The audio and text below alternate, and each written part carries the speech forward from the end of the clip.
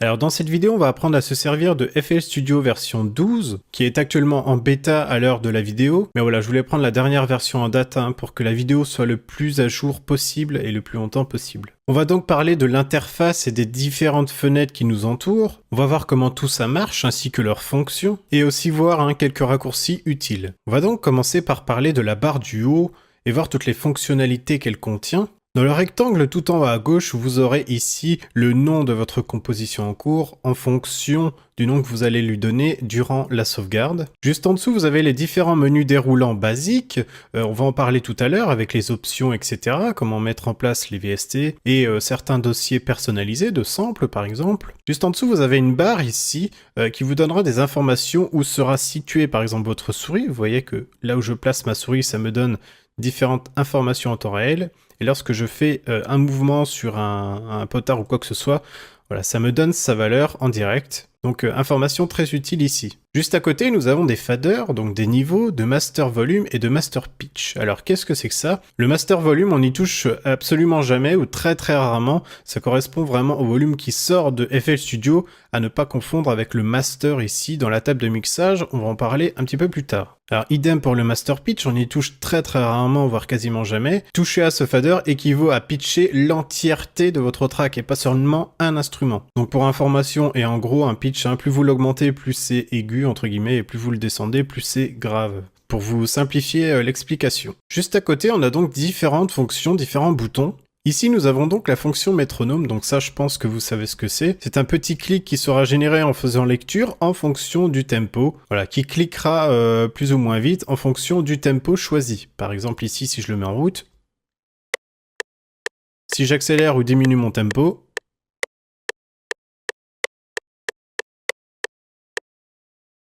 voilà, etc., etc. Donc ça peut être assez utile si on n'a pas forcément de kick ou quoi que ce soit, et si on veut synchroniser certains samples ou quoi que ce soit dans notre arrangeur, on va voir ça tout de suite après. Ici, nous avons deux flèches qui s'apparentent à une fonction repeat, et en fait, on va voir un petit peu plus tard que c'est juste le choix de la lecture dans le channel rack, ou alors ici dans l'assembleur. Vous voyez que si je me mets ici pour lire mon son ici, cette fonction se désactive. Donc cette fonction permet d'activer uniquement la lecture dans le channel rack ou alors d'activer la lecture dans l'assembleur ici. On va voir ça un petit peu plus tard aussi. Les boutons basiques de lecture et stop. Nous avons aussi le bouton record ici, très important pour les personnes qui ont par exemple un clavier MIDI ou quoi que ce soit comme autre instrument externe ou micro. Voilà, lorsqu'on clique dessus, on a plusieurs choix. Si on veut enregistrer que des notes ou les automations, si on a des potards sur notre synthé externe par exemple. Ou alors, Everything, ici, ça enregistrera tout ce que vous faites, c'est-à-dire si vous jouez sur votre synthétiseur, si vous touchez des potards ou des faders sur votre synthé, ou même dans FL Studio,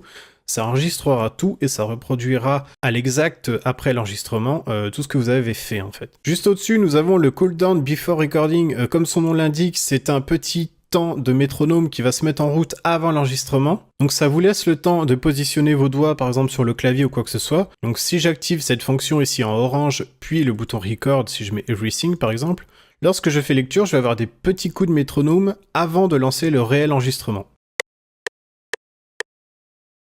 Voilà, et l'enregistrement démarre. Voilà, très pratique pour laisser le temps de se préparer avant l'enregistrement. Alors juste à côté, nous avons la fonction Wait for Input. Cette fonction permet au logiciel d'attendre une action de votre part sur votre clavier MIDI ou votre clavier d'ordinateur, on va voir ça tout de suite après, avant de débuter un enregistrement. Alors si vous avez compris le principe des coups de métronome juste à côté, en combinant avec cette fonction-là, lorsque je fais lecture, on peut voir que là, il y a 3 petits points sur le petit bouton lecture, et en fait, il attend, lui, que je joue une note avant de pouvoir lancer l'enregistrement. Donc par exemple, je me place sur mon kick, et là, je commence à taper sur mon clavier, et on peut voir que l'enregistrement se lance avec les coups de métronome juste avant. Donc vous l'aurez compris, si je désactive ces coups de métronome, l'enregistrement va partir instantanément dès que je vais jouer une note sur mon clavier. Donc je me mets par exemple sur mon kick ici, et j'appuie sur le bouton lecture. On voit les 3 petits points, donc il attend une des touches de mon clavier pour pouvoir démarrer l'enregistrement, et lorsque j'appuie sur une touche, je fais stop et on peut voir que ça m'a bien enregistré ce que j'ai joué sur mon clavier en lançant l'enregistrement dès l'activation d'une note sur mon clavier. Alors nous avons aussi la fonction Blend Recording, c'est-à-dire que vous pouvez enregistrer par-dessus un record déjà fait, donc ça ajoutera des notes s'il n'y a pas de note existante à cet endroit, sinon ça les remplacera tout simplement. Voilà, et donc juste à côté, nous avons la fonction Loop Recording. Donc là, si j'active ça et que je joue une note pendant mon enregistrement, dès que j'arrêterai de jouer, ça va automatiquement se mettre en boucle. Donc on va faire un essai tout de suite, je fais lecture. Voilà. La boucle est lancée, tout simplement. Alors juste à côté, nous avons une fonctionnalité très intéressante qui permet aux personnes qui ne possèdent pas forcément de clavier MIDI, donc extérieur, de pouvoir jouer les notes quand même à l'aide de son clavier d'ordinateur. Donc ça, c'est une fonctionnalité très intéressante qui est par défaut activée. Juste à côté, nous avons la petite flèche, la fonction scroll du time marker. Donc ça, si j'active ça, vous allez voir que lorsque je mets lecture dans mon arrangeur, ici, la lecture va suivre dans mon channel rack. Voilà, tout simplement. Donc ça peut être un petit peu dérangeant pour certaines personnes, donc par défaut, il est désactivé. Ici, une fonctionnalité qui permet d'attacher un contrôleur ou un fader provenant d'un clavier MIDI, par exemple, qui pourra, par exemple, gérer ici le tempo. On en reviendra un peu plus tard dans d'autres vidéos. Alors, une autre fonctionnalité très intéressante ici, c'est la magnétisation. Donc, on verra ça quand on va parler du piano roll et de l'arrangeur, juste à côté. Mais en gros, vous aurez compris le principe, hein, c'est une magnétisation qui permet de caler bien les samples sur chaque temps et éviter qu'un sample ne soit décalé de quelques millisecondes ou quoi que ce soit par rapport à d'autres. Ici, nous avons le temps de la composition, suivant la lecture où le marqueur est placé. Juste en dessous, très important, nous avons les patterns. Donc ici, il faudra créer une pattern pour chaque son ou groupe de sons. On va voir ça après aussi quand on parlera de l'assembleur. Juste en haut, nous avons une visualisation spectrale, ici une waveform de la lecture de notre morceau. Voilà, qui ne remplace pas évidemment un vrai analyseur spectral, mais par contre, voilà, ça donne une idée de la chose. Juste à côté, nous avons un vue-mètre de notre master, donc qui correspond au master qu'on retrouve ici dans notre mixeur. On a une vue ici si jamais notre mixeur est fermé. Et pour voir aussi très simplement si on ne tape pas dans le rouge. Juste à côté, nous avons l'utilisation CPU. Alors ça peut être assez important. Évidemment, plus on met de VST, de plugins ou d'effets, plus la charge CPU va être importante forcément, et aussi en fonction de la qualité choisie dans FL Studio. On va voir ça un petit peu plus tard aussi. Donc évitez de taper à sens qui pourrait générer certains craquements de son, voire carrément, même parfois, c'est assez rare, mais le crash de FL Studio. Puis ici, nous avons l'utilisation RAM. Alors vous pouvez faire un clic droit et choisir la RAM utilisée ou la RAM disponible et choisir une fréquence de rafraîchissement lente, normale ou rapide. Juste en dessous, nous avons donc les raccourcis de notre interface et différentes fenêtres, comme ici la playlist ou l'arrangeur, eux ils appellent ça playlist. Juste à côté le channel rack au milieu, ensuite le piano roll, mais on va en parler juste après. Juste à côté nous avons le browser ou le plugin picker, c'est la colonne qui se situe à gauche, si on veut la masquer ou l'afficher. Ensuite nous avons notre raccourci pour le mixeur, pareil pour l'afficher ou le masquer.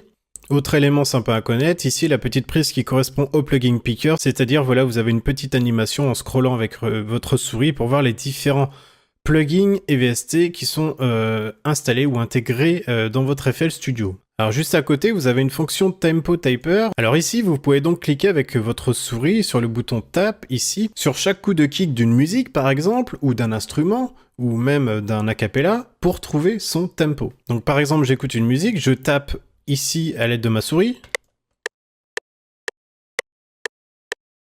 Et voilà, donc en fonction de mes clics répétitifs, il me donne lui une valeur de tempo et il définira ici automatiquement la valeur du tempo pour le projet actuel. On va donc maintenant parler du channel rack ici au milieu. C'est ici où sera rassemblé tous vos sons, tous vos samples, tous vos synthétiseurs, tous vos effets, tous les instruments et aussi les automations. Alors si j'ouvre un nouveau projet basique, on peut voir que FL Studio me propose d'entrer un kick, un clap, un hat et un snare. Donc c'est 4 différents sons. Lorsque je clique sur un des samples, par exemple mon kick ici, on peut voir que ça m'ouvre une fenêtre concernant mon sample en question, avec juste en bas une waveform, donc qui correspond à mon kick. Si je clique, je peux entendre ce sample. Donc ici on a plusieurs fonctionnalités, comme le in pour choisir le volume d'entrée, pour faire un fade in, vous savez, ou alors un fade out pour diminuer le volume de sortie, on le voit visuellement ici. On va pas vraiment aborder toutes les fonctionnalités ici, on reste dans le basique pour l'instant. Et ça donc pour chaque rack ici, donc comme mon clap par exemple, on peut voir que c'est bien mon clap ici, etc., etc. Alors juste à côté de ces sons, on peut voir qu'on a une petite case avec un numéro ici, et ce numéro correspond en fait au rack utilisé dans notre mixeur. C'est-à-dire que si je joue mon kick ici, on va voir que mon kick va jouer dans l'insert 1 de mon mixeur. Si je me mets sur Add par exemple, on peut voir que le hat est en numéro 3, donc là si je joue mon hat, il jouera bien en numéro 3 dans mon mixeur. Évidemment, ça, on peut le changer à la main et mettre par exemple ici 5. On voit une petite animation en direct dans le mixeur pour voir où est-ce qu'on se situe. Et là, lorsque je joue, je me trouve bien en 5. Juste à côté, nous avons donc aussi les potards de volume pour choisir le volume de notre sample ou instrument en question. Alors, il est conseillé de laisser par défaut et de changer le volume directement dans le mixeur. Ça peut être un peu plus simple de s'y retrouver. Après, chacun sa façon de faire. À savoir que si on bouge le volume ici, ça ne bouge pas dans le mixeur. Donc ça va bien baisser le volume, mais dans le mixeur, il sera toujours par défaut, mais avec un volume réduit. D'où l'intérêt de vraiment manipuler les faders de volume uniquement dans le mixeur. Ça reste plus simple. Juste à côté, nous avons le channel panning. Donc ici, on peut choisir si l'on souhaite avoir un son plus sur notre gauche ou sur notre droite.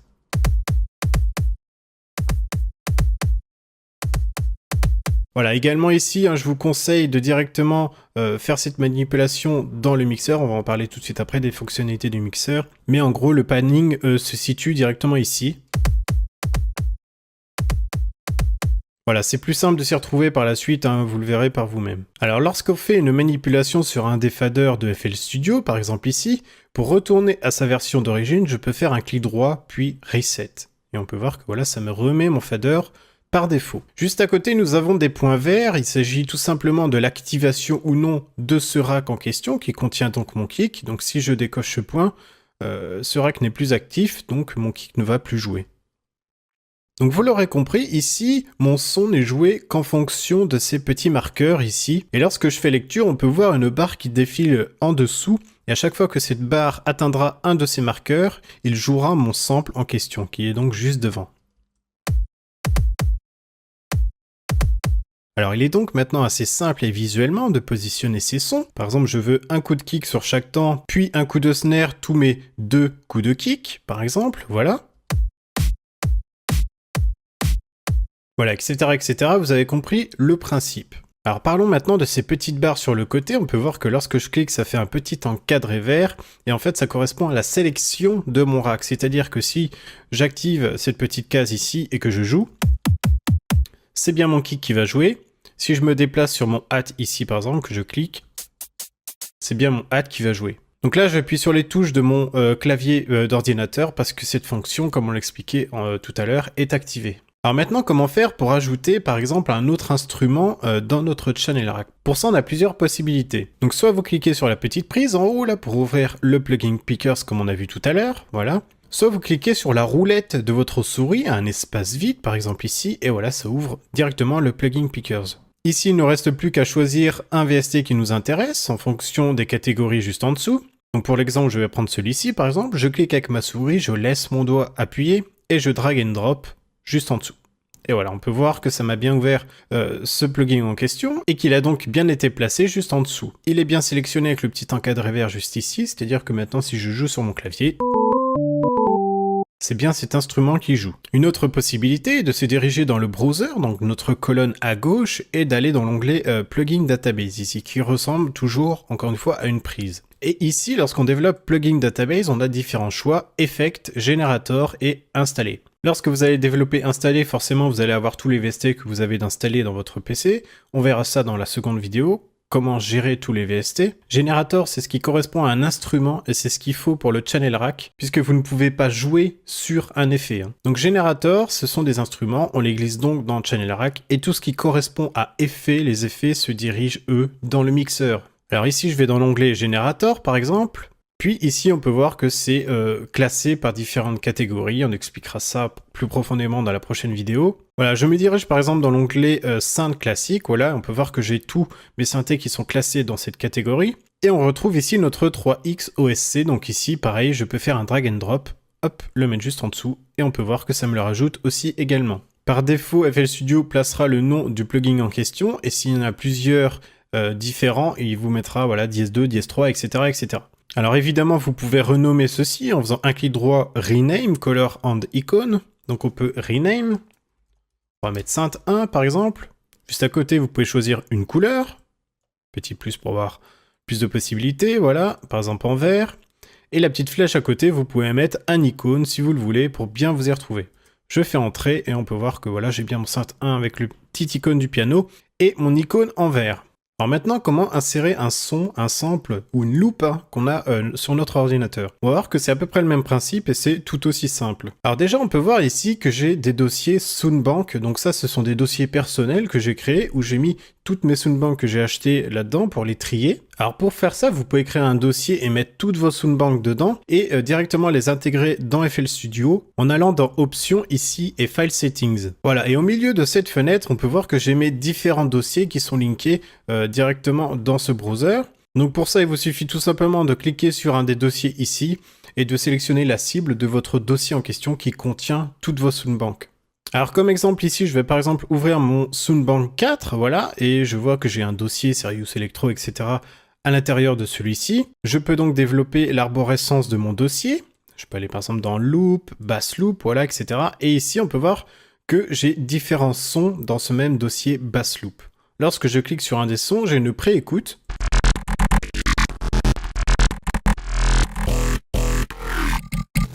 Voilà, etc., etc. Maintenant, il ne vous reste plus qu'à drag and drop un son qui vous plaît directement dans le channel rack ou l'assembleur. Alors je m'explique, je prends par exemple ce sample-ci, je le drag and drop, hop, on peut voir qu'il est bien inséré dans mon channel rack. Alors dans le channel rack, s'il y a des sons ou des instruments qui ne vous plaisent plus, vous pouvez bien sûr faire un clic droit et delete 1. Tout comme il est possible de faire un clic droit, puis clone, qui clonera entièrement les configurations de l'instrument ou quoi que ce soit du rack choisi. Par exemple ici, si je clone, on peut voir que ça me garde bien même jusqu'aux couleurs, et si j'avais touché quelques paramètres dans ce VST là, ça m'aurait aussi gardé les mêmes paramètres. Donc ça me permet de jouer par exemple une autre mélodie en ayant les mêmes paramètres que le VST précédent. Je peux donc renommer comme tout à l'heure ce sample si je le souhaite. Et maintenant, vous allez comprendre l'utilité de l'assembleur juste ici. Puisque là, si je mets un point ici, donc mon sample va être joué ici, mais il va être joué entièrement. C'est-à-dire que si je fais lecture,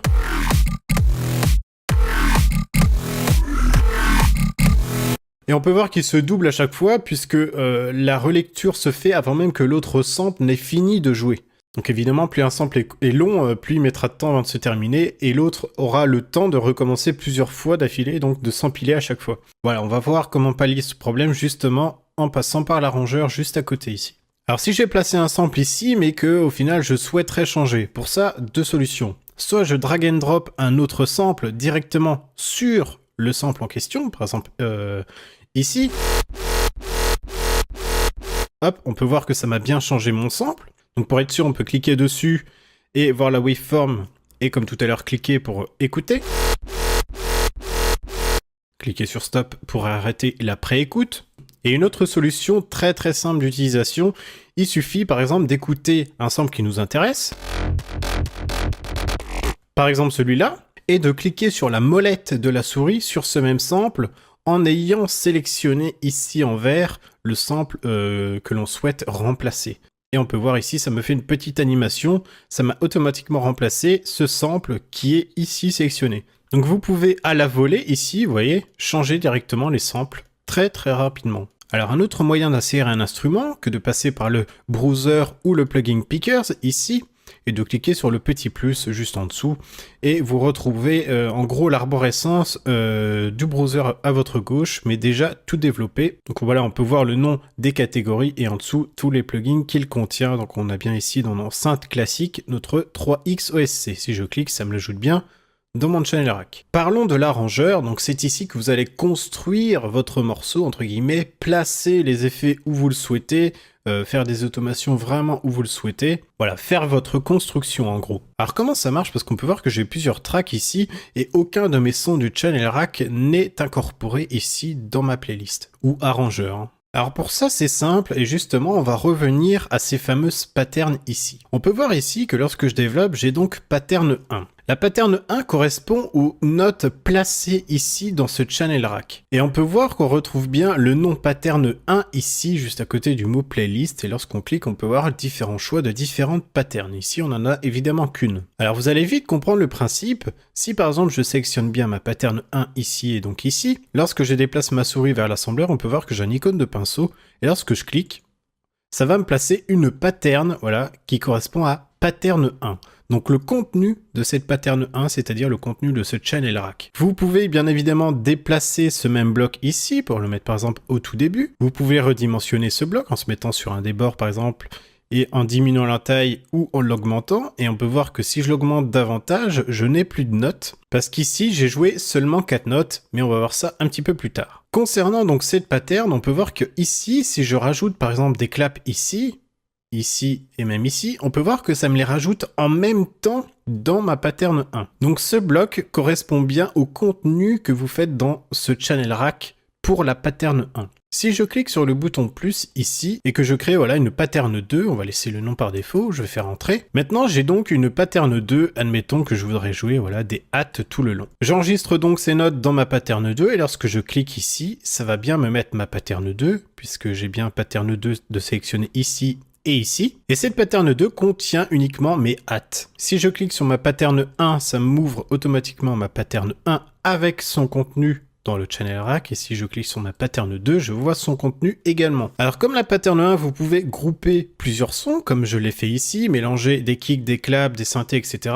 Alors il est préférable en général vraiment d'isoler chaque pattern pour chaque son différent. Disons que ça peut être plus simple pour certains traitements et automations. Alors par exemple ici ma pattern 1, je voudrais la renommer, je fais un clic droit donc sur ma pattern 1 sélectionnée et je choisis Rename Uncolor. Je peux aussi lui attribuer une couleur si je souhaite. On va le faire ici par exemple pour le kick, on va pas le faire à chaque fois. Rouge par exemple. On peut voir que ma pattern est maintenant nommée kick. Je retrouve bien le nom kick ici et ici. J'efface donc mes claps. Voilà. Et ma pattern 2, lorsque je clique dessus, ça me la sélectionne bien automatiquement ici. Je fais la même. Je fais ma petite flèche rename et je fais hat. On peut voir que maintenant j'ai bien mon pattern kick qui contient que mes kicks et mon pattern hat qui contient que mes hats. Maintenant, lorsque je fais lecture, on peut voir que ça joue toujours mon son dans le channel rack et non dans l'assembleur.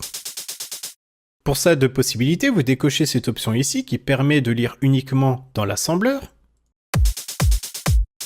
Voilà, maintenant on ne passe plus que par l'assembleur. Ou si cette option est déjà cochée, il vous suffit juste de cliquer dans la barre du haut ici pour placer le marqueur et vous voyez que l'option disparaît automatiquement.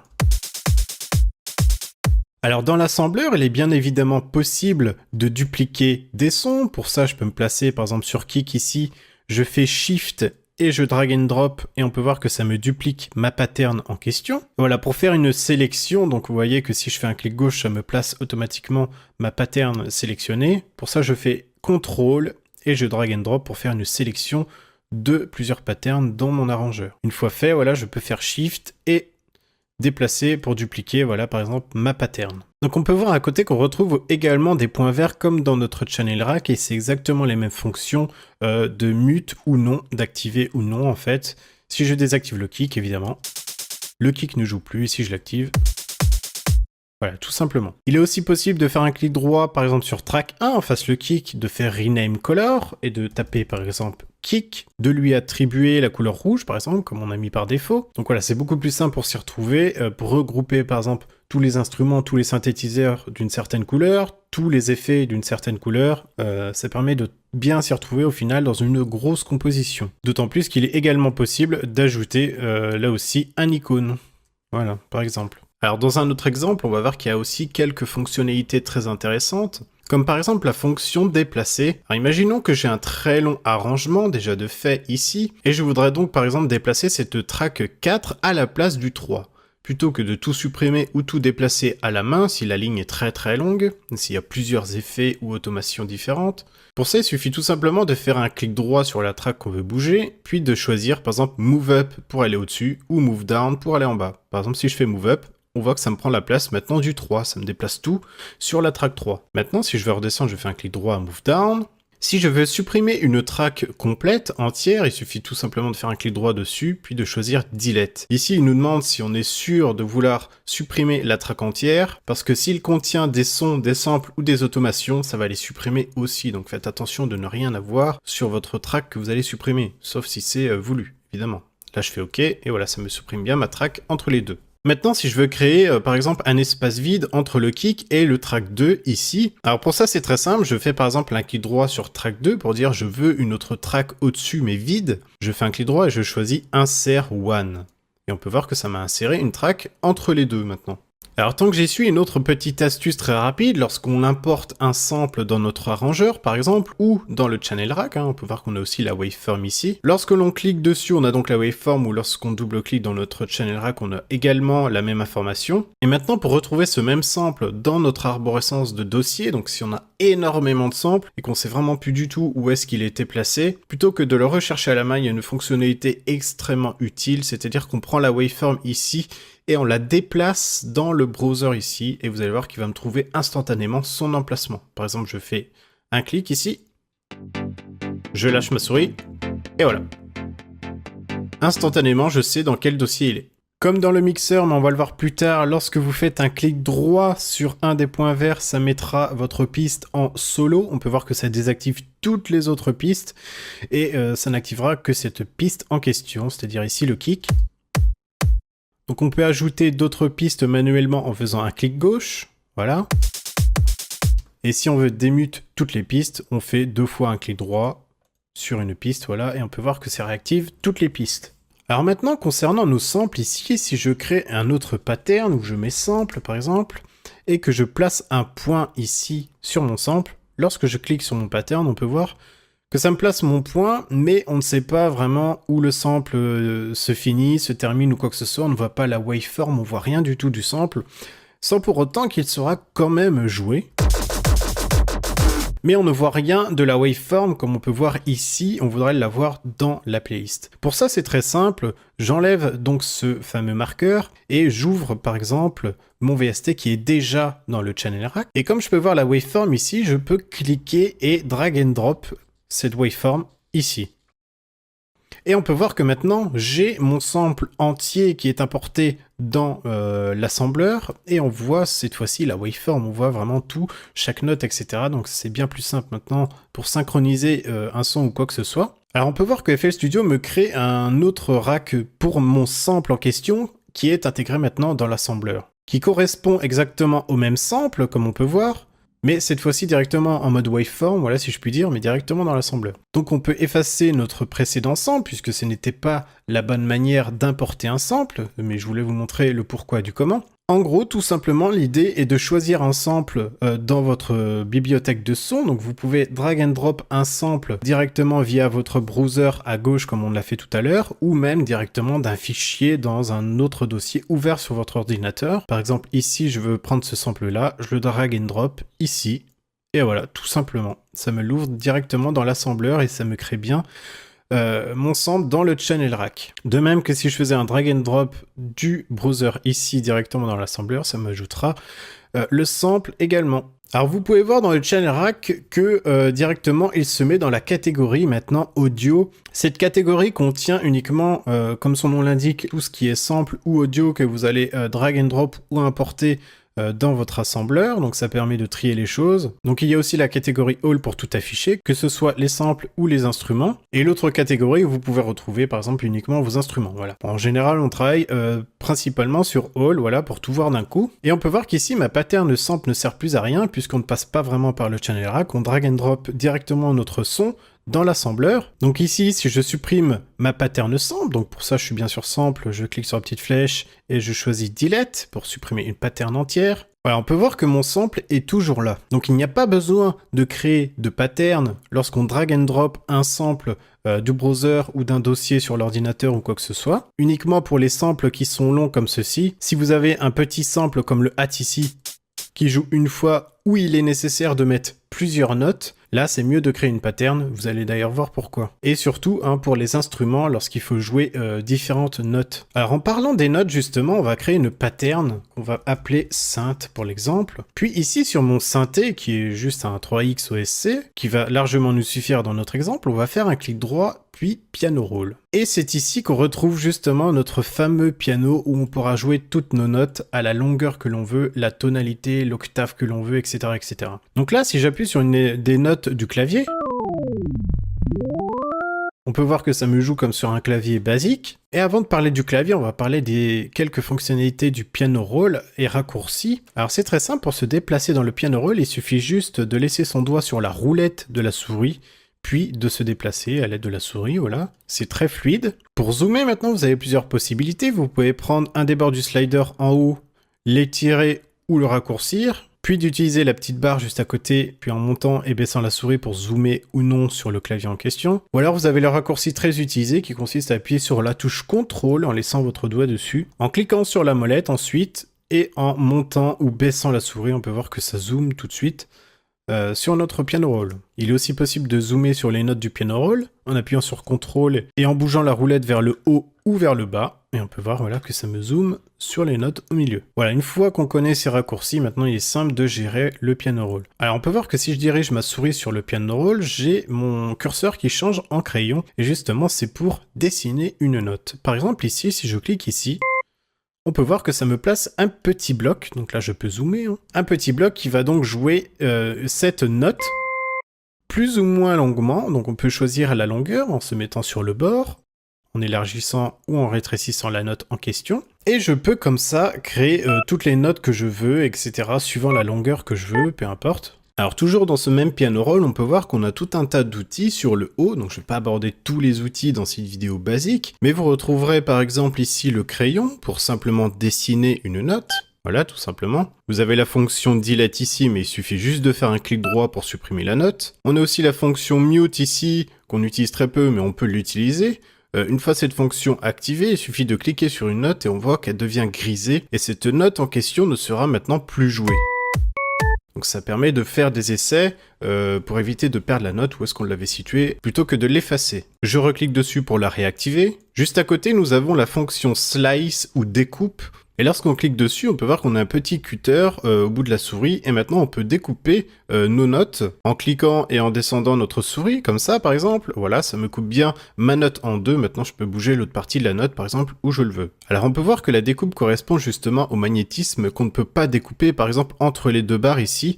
Vous voyez que ça me magnétise automatiquement sur une des lignes. Alors pour ça, plusieurs solutions. Je peux me diriger ici sur l'onglet magnétisme, et rendre la grille un peu plus fine, par exemple, voilà, au quart par exemple, et on peut voir qu'il y a beaucoup plus de petits traits maintenant, donc je peux maintenant découper un peu plus précisément. Alors on peut voir qu'un clic gauche me fait un trait bleu pour découper ma note en question, mais si je fais un clic droit, on peut voir que ça me fait un trait rouge, et ça me supprimera tout ce qu'il y a à droite de ce même marqueur. Voilà, tout simplement. Toujours en ayant l'outil Slice de sélectionner un en haut. Alors maintenant, une autre possibilité, on peut voir que je me suis remis dans des grilles assez larges du coup, et il y a toujours le raccourci clavier où l'on appuie sur Alt et où cela annule totalement le magnétisme, c'est-à-dire que lorsque j'appuie sur Alt et que je souhaite par exemple découper ma note, je peux le faire vraiment où se situe ma souris, sans avoir à changer à chaque fois le magnétisme.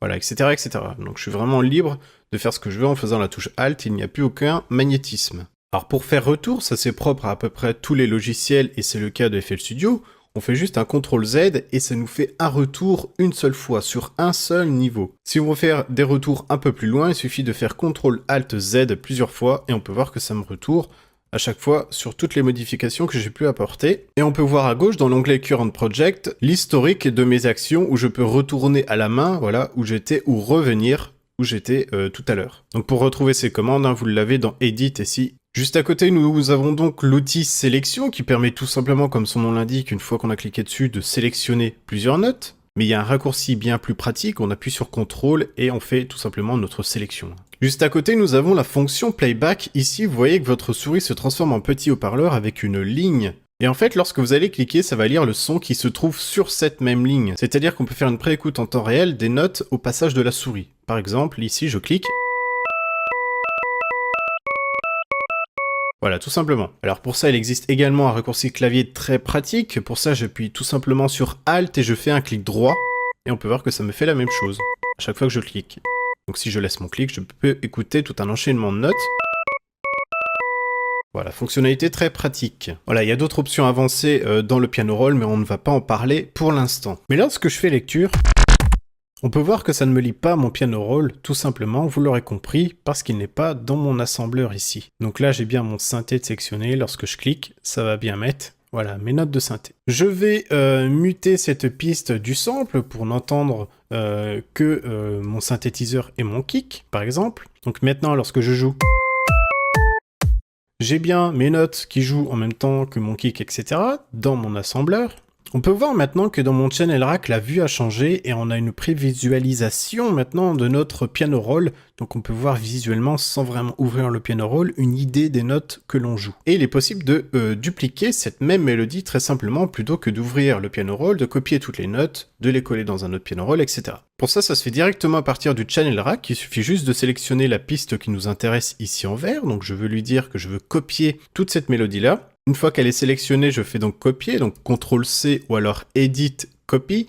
Puis, admettons que je me dirige sur un autre synthétiseur où je voudrais qu'il me joue la même mélodie, par exemple le Hat ici, imaginons que c'est un synthétiseur. Je sélectionne donc cette ligne-là et je fais CTRL-V ou alors Edit, Paste. Et on peut voir que ça me reproduit à l'identique carrément le piano roll de toutes mes notes, donc c'est un raccourci très rapide et simple. Alors pour supprimer cette mélodie, on voit que la touche supr ne fonctionne pas, pour ça il y a une petite astuce entre guillemets, il suffit de faire CTRL X, ou alors Edit ici et Cut, et on voit que ça me supprime la mélodie. Et maintenant je peux directement cliquer ici pour ouvrir voilà, mon piano roll directement. Et on peut voir que en temps réel, si je rajoute des notes ici, ça va évidemment automatiquement me les rajouter ici dans mon piano roll qui correspond à ma pattern synthé ici. Voilà. Alors là est tout l'intérêt de l'assembleur, vous pouvez voir que vous pouvez placer vos notes, samples, effets ou quoi que ce soit vraiment où vous voulez. Si je veux placer mon synthé par exemple ici, laisser un coup de kick puis mon synthé, ou le faire jouer directement. Voilà, vous pouvez vraiment placer les patterns où vous le souhaitez. Alors maintenant, si je duplique toute une ligne par exemple de mélodie de mon même synthétiseur, voilà, donc j'ai bien cloné ma ligne ici. Maintenant, si je voudrais que par exemple cette pattern-là me joue une autre mélodie, si je double-clique dessus, on peut voir que ça m'ouvre directement le piano roll. Mais par contre, si je bouge une des notes, on peut voir que ça va me bouger également la note de ma pattern qui est dupliquée. Alors pour ça, il y a une fonctionnalité à connaître dans l'assembleur. Lorsque je me déplace ici en haut à gauche, vraiment à côté du nom de la pattern, lorsque je clique dessus avec un clic gauche, j'ai plusieurs options et j'ai surtout l'option Make Unique. Donc lorsque je clique dessus, on peut voir que ça va me créer un synth dièse 2, donc une pattern en dièse 2. Ce qui fait que maintenant, lorsque je double-clique dessus et que je change ma mélodie, ça me change uniquement la mélodie sur cette pattern-là, qui est une pattern dupliquée par FL Studio. Donc ça me touche en aucun cas à mon synth de base en fait. Donc l'intérêt de faire ça, si vous voulez, ça évite de réinsérer un autre synthé en dessous et de rejouer une autre mélodie. Là, on joue sur le même synthétiseur plusieurs mélodies différentes. Alors vous l'aurez compris, là est tout l'intérêt et l'utilité aussi du piano roll, c'est de pouvoir jouer différentes octaves, que si je jouais ici uniquement mes marqueurs, voilà, je n'aurais que tout le temps la même note. Je ne pourrais pas jouer d'octaves différents. On parlait tout à l'heure de raccourcir ou d'augmenter la taille d'une pattern et on peut voir que si je vais au-delà de 2 ici, je n'ai plus rien. Ça correspond tout simplement au nombre de kicks que j'ai placés dans mon channel rack. Donc pour ça, je fais un clic sur mon kick, ça me sélectionne bien mon kick ici. Et je peux par exemple faire un clic droit comme tout à l'heure et piano roll. Lorsque je vais dans mon piano roll, je dézoome un petit peu, voilà, je vois tous mes coups de kick en fait ici sur chaque temps. Et également ici, on peut voir qu'après le 2, eh bien, je n'ai plus rien. Donc vous pouvez agrandir les cubes du kick ici en faisant par exemple un CTRL A pour tout sélectionner et en se mettant vraiment sur le bord, voilà, et en agrandissant un tout petit peu pour avoir plus de facilité à voir le kick. Maintenant, si je joue d'autres notes du kick en dehors de cette barre 2 ici, par exemple ici, donc là, oui, je joue avec les tonalités du kick, mais c'est pour l'exemple. Maintenant, on peut voir que voilà, ça continue bien sur mon assembleur. Alors maintenant, j'ai plusieurs choix. Soit je joue entièrement tout ce que j'ai joué dans mon piano roll ici, concernant mon kick. Ou alors je peux raccourcir, couper tout ce qu'il y a de jouer après la barre numéro 2 et dupliquer uniquement ce qu'il y a dans la barre numéro 1. Ou alors prendre uniquement ce qu'il y a après la barre numéro 2 et dupliquer cette même barre aussi. Pour effacer une pattern placée dans l'assembleur, il suffit juste de faire un clic droit dessus. Voilà, donc vous avez compris maintenant le principe et les fonctionnalités basiques de l'assembleur. Maintenant, on va parler du mixeur ici. Donc comme vous l'avez vu, c'est ici que sera linké tous vos différents sons et où on ajoutera par la suite des effets ici. Alors là, lorsque je fais lecture, on peut voir que j'ai uniquement mon kick qui tape ici, puisque mon hat, lui, est muté dans mon arrangeur. Et mon synthé ici est assigné à aucune piste de mon mixeur ici. Alors pour ça, comme on l'a vu, plusieurs solutions. Donc soit on peut directement mettre ici le numéro 4 par exemple qui n'est pas pris. Et ici il va jouer dans mon mixeur. Soit on le sélectionne ici, donc avec le petit encadré vert, encore une fois, puis on vient se placer sur un des inserts qui nous intéressent dans notre mixeur, par exemple l'insert 2. Je fais un clic droit et je vais dans Channel Routing et Route Selected Channel to this track.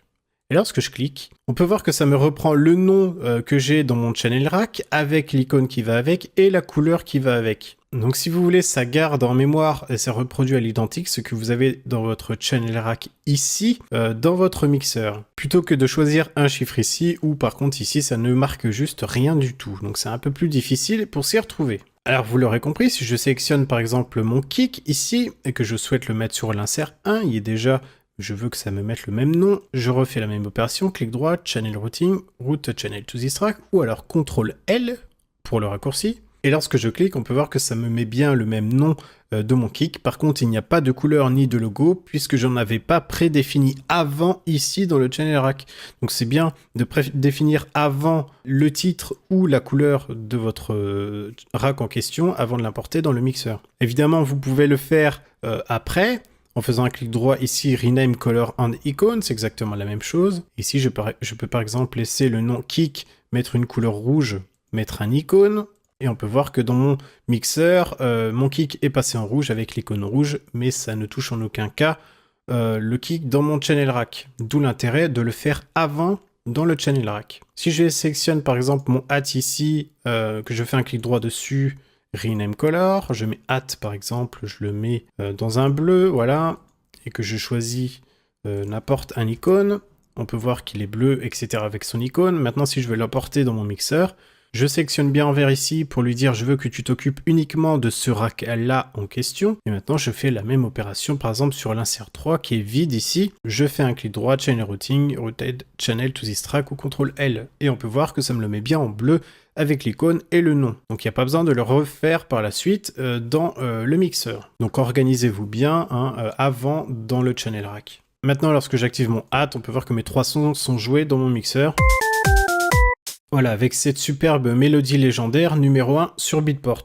Alors il y a quelques petites choses à savoir dans le mixeur lorsqu'on insère un effet, un plugin dans le mixeur sur notre synthé ici par exemple. On peut voir que pour notre synthé, on a donc un icône qui vient de s'allumer en jaune ici. Et si l'on fait un clic droit dessus, ça va ouvrir tous les plugins qu'il y a de concernés sur cette piste. Donc là évidemment il n'y a qu'une seule EQ. Donc faites attention, si vous faites un clic droit, ça va ouvrir tous vos effets, jusqu'à 10 ici, en même temps. Et si je fais un clic gauche, on peut voir que ça m'éteint cette icône, justement pour me signaler que tous les plugins ici vont être désactivés en même temps. Donc si vous voulez, ça peut être extrêmement utile pour faire des tests avant-après traitement, plutôt que de désactiver un par un tous les effets, en fait, on peut tout désactiver ici d'un coup. Juste en dessous, nous avons une sorte de petite horloge qui est ici éteinte. Cette fonction s'active automatiquement par FL Studio quand il y a des gros traitements sur vos racks d'effets et que ces effets demandent quelques millisecondes avant d'être traités puis de ressortir. Donc ces quelques millisecondes peuvent créer un décalage vis-à-vis des autres pistes dans le mixeur. Pour contrer ça, FL Studio active donc automatiquement un délai compensation. Donc il calcule tout seul en millisecondes le décalage qu'il doit effectuer pour recaler, pour que ça soit bien calé par rapport aux autres pistes. Donc par défaut il est activé, on peut le retrouver ici dans la petite flèche et plugin délai compensation en automatique. Donc on le décoche si on veut le mettre en manuel. Donc parfois ça suffit de le laisser en automatique, parfois ça peut être un peu gênant, il peut quand même y avoir des décalages. Donc il peut arriver d'avoir des petites erreurs. Juste en dessous, nous avons donc le bouton Record qui signifie que l'on souhaite enregistrer uniquement par exemple dans cette piste-ci du mixeur. On en reviendra un peu plus tard. Alors juste en dessous, on peut voir différentes flèches et une flèche verte suivant la piste du mixeur sélectionnée avec un câble qui est relié au master. Donc ça correspond aux sorties, au send, etc. Donc ça, je vais expliquer ça un peu plus tard dans d'autres vidéos, notamment la vidéo sur les bus. Alors j'en ai pas parlé, mais comme à peu près toutes les fenêtres de FL Studio, il est possible de cliquer sur la petite flèche ici et de choisir ici la fonction détacher, ce qui permet maintenant, après avoir activé cette fonctionnalité, aux utilisateurs disposant de multi-écrans, de déplacer ce même mixeur sur un autre écran, par exemple. Alors on peut faire exactement la même chose, par exemple ici dans l'arrangeur en choisissant détacher, pour avoir par exemple l'arrangeur en plein écran sur un autre écran. Alors il est possible de créer une boucle dans l'arrangeur, et heureusement d'ailleurs, et pour ça, ça se passe dans la barre en haut, là où il y a vraiment le curseur de lecture. Pour ça, on a juste à faire un clic gauche et drag and drop pour choisir une sélection plus ou moins grande dans le sens que l'on souhaite. Voilà, par exemple, si je veux faire une boucle uniquement entre le 1 et le 2, je peux ajuster en refaisant un clic gauche, voilà. Je sais que ma boucle se fera uniquement dans cette section rouge. Pour enlever une boucle, il suffit de faire CTRL-D, comme à peu près tout et n'importe quel programme pour CTRL désélection. Je vais donc me replacer en boucle ici, et on va revenir sur notre mixeur. Donc on peut voir qu'ici j'ai par exemple mon synthétiseur, et comme je l'expliquais dans le channel rack, on peut donc choisir le panning ici, c'est-à-dire soit à gauche, soit à droite, pour chaque rack du mixeur. Son volume, etc. etc. On parlera des fonctions avancées un peu plus tard dans des tutos un peu plus avancés. Et on peut voir que toutes nos pistes ici, peu importe laquelle on sélectionne, par défaut, ils sont directement reliés. Ici, on peut le voir au câble vert, directement sur un rack appelé master. Et le master regroupe la totalité des sons joués dans notre mixeur. C'est-à-dire que si je fais lecture ici, dans mon master, j'ai à la fois mon kick, mon synth et mon hat qui est joué dans le master. Donc j'ai vraiment le volume général de tous mes racks du mixeur. Donc vous l'aurez compris, si je baisse le volume du master, ça me baisse le volume de tout. Donc pareil si je fais du panning ou quoi que ce soit. Et je retrouve aussi ces fameux points verts d'activation ou non, comme on retrouve un peu partout dans le channel rack ou l'assembleur, ici. Donc si je décoche le kick, évidemment, le kick ne joue plus. Si je fais un clic droit, ça me met bien en solo le kick, comme dans l'assembleur, comme on avait vu tout à l'heure. Si je fais un clic droit, ça réactivera voilà, toutes les autres pistes. Alors admettons que dans notre exemple, on souhaiterait ajouter des effets uniquement à notre synthétiseur. Pour ça, je clique sur mon synthétiseur, je le mets donc en sélection, et on peut voir que sur la droite de notre mixeur, on a plusieurs slots ici. Donc on en a 10, donc on a la possibilité de rajouter 10 effets. Alors évidemment, il est possible de rajouter beaucoup plus que ça, mais là, ça rentre dans des tutos un peu plus avancés. Pour ça, référez-vous à mon tuto sur les bus. Alors ici, différentes possibilités, encore une fois, soit vous cliquez sur la petite flèche qui pour moi est un des plus simples, par exemple sur le slot numéro 1. Lorsque je clique, il nous affiche directement les effets qu'on peut insérer dans notre mixeur. Alors admettons voilà, que je souhaiterais ouvrir une EQ, par exemple, voilà. Donc je ne vais pas rentrer en détail dans les EQ, j'ai déjà fait un tuto sur les EQ. Mais ici, on va s'en servir vraiment pour comprendre la gestion des effets sur un rack du mixeur. Mon plugin étant maintenant inséré sur mon synthétiseur, peu importe l'effet qu'il produit ou quoi que ce soit, maintenant, il affectera mon synthétiseur. C'est-à-dire que maintenant, si je fais lecture, et par exemple ici, une EQ,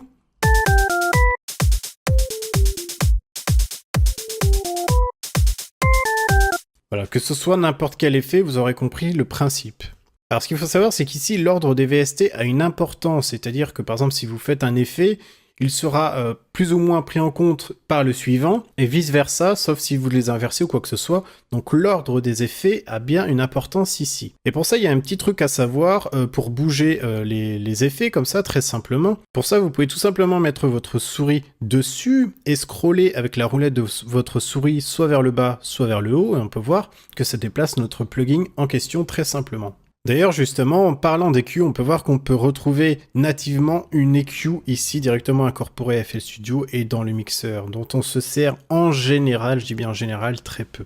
Dans notre mixeur, plusieurs options. Ici, j'ai donc la possibilité d'afficher des potards supplémentaires. Voilà, on va pas rentrer en détail dans cette vidéo. Mais toujours est-il que peu importe les fonctions de FL Studio, lorsque vous placez votre souris dessus, en haut à gauche dans l'encadré, vous avez toujours des informations pour vous expliquer de quoi il s'agit. Vous avez aussi cette fonctionnalité View Waveform, c'est-à-dire que si j'active ça, on n'a plus de niveau dans notre mixeur comme c'est le cas maintenant, mais plutôt une waveform. Voilà, après tout dépend des goûts de chacun. Ici, la petite main correspond au multi-touch control pour ceux qui ont des écrans tactiles. Juste à côté, cette fonction permet d'afficher ou masquer le rack des effets sur notre droite. Et juste à côté, ici, on peut voir que je suis en wide. On peut choisir la taille de notre mixeur. C'est-à-dire que si je clique, par défaut, il doit être en compact. On peut voir que le mixeur est beaucoup plus fin, beaucoup plus petit. On voit beaucoup plus loin maintenant, mais par contre, voilà, c'est plus petit. Donc ça peut être utile si on a vraiment beaucoup de pistes, par exemple, pour avoir un aperçu général. Ensuite, on a Compact 2, une vue un tout petit peu plus rapprochée. On a Wide, une vue qui commence à être un peu plus rapprochée. Encore une fois, j'aime bien travailler sous cet angle de vue. wide de 2, wide de 3 qui à chaque fois zoom de plus en plus jusqu'à extra large. Et on peut voir qu'en extra large ici, on a une prévisualisation des plugins qu'on a insérés sur chaque piste du mixeur.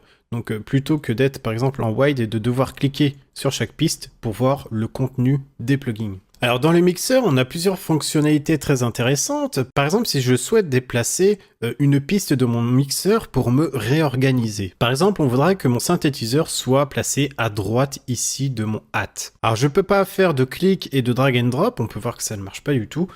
Et pour ça, il y a une fonctionnalité très intéressante. Je sélectionne par exemple mon synthétiseur, donc la piste que je souhaite bouger. Je laisse mon doigt sur Alt et je fais par exemple flèche de droite pour le déplacer à droite ou flèche de gauche pour le déplacer à gauche.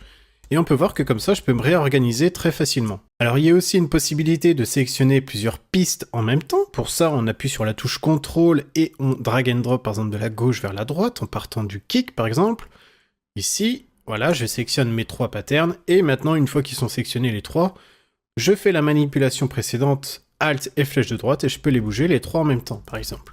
Toujours dans le but d'une meilleure organisation de son plan de travail. Alors un autre raccourci aussi utile, lorsqu'on fait Shift et que l'on clique sur une des pistes du mixeur, on a automatiquement l'option de rename, de rajouter une couleur ou un icône, ce qui évite de faire à chaque fois un clic droit, rename, color and icône. Ou alors on peut faire directement F2.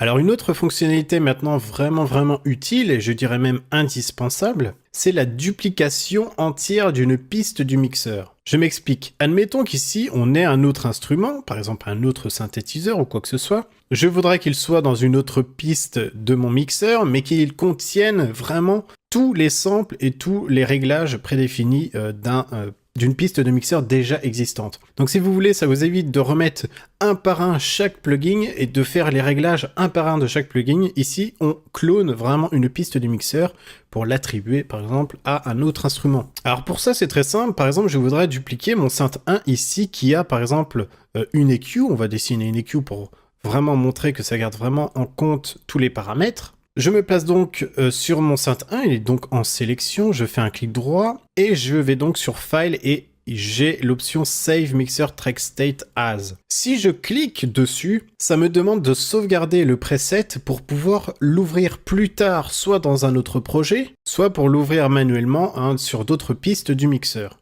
Mais il y a une autre fonctionnalité très intéressante pour le projet en cours, donc ça ne sauvegarde pas le preset, mais ça le duplique sur le projet en cours. Il suffit de faire toujours un clic droit, File, et on se place sur Save Mixer Track State, mais par contre ici on va laisser notre clic gauche appuyé, et on va déplacer la souris, et on peut voir qu'au bout de notre souris se balade notre piste en question. Donc par exemple, je voudrais la déposer ici sur l'insert 4, je mets ma souris sur l'insert 4 et je lâche ma souris. Et on peut voir que maintenant j'ai deux synth 1 et les deux contiennent également une EQ avec exactement les mêmes paramètres.